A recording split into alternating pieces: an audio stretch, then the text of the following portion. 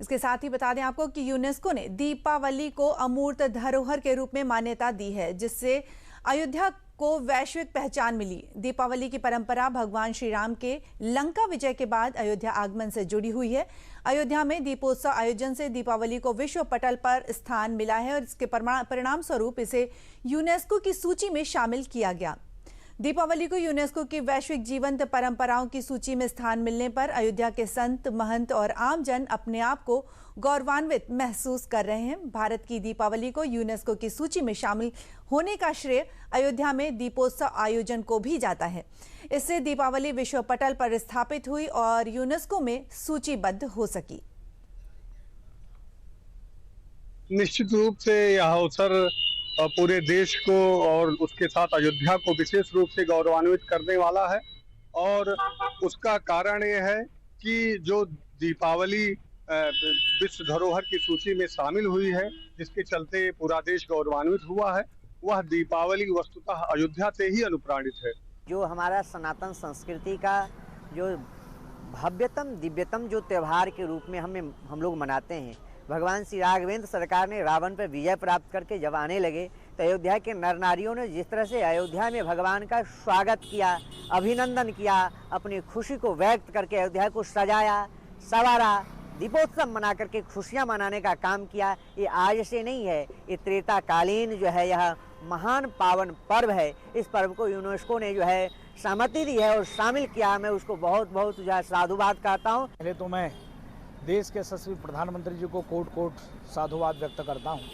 उत्तर प्रदेश के पूज्य योगी आदित्यनाथ जी महाराज माननीय मुख्यमंत्री जी को लाखों लाख धन्यवाद करता हूँ। जो माननीय प्रधानमंत्री जी का विजन था कि अयोध्या ये सनातन का मुख्य केंद्र बिंदु है और पारब्रह्म परमात्मा भगवान श्री राम के जन्मस्थली है, इसको हम विश्व पटल पर कैसे स्थापित करें, उस सपने को साकार करने वाले उत्तर प्रदेश के माननीय मुख्यमंत्री जी, जिनके मन में जब अयोध्या में राम की पैरी पर उन्होंने दीप उत्सव का कार्यक्रम प्रारंभ किया, विपक्ष से लेकर सारे लोग कहते थे राम मंदिर बना ही नहीं रहे हो और राम की पैरी पर दीपावली मना रहे हो आप। आज जिस प्रकार से यूनेस्को ने इस दीपोत्सव को विश्व पटल पर स्थापित करने के लिए अपने उसमें शामिल किया है, ये सनातनियों के लिए और अयोध्या वासियों के लिए सौभाग्य की बात है। यह हम सभी सनातन धर्मावलंबियों के लिए, भारतवासियों के लिए बहुत गर्व की बात है कि विश्व के सांस्कृतिक धरोहर में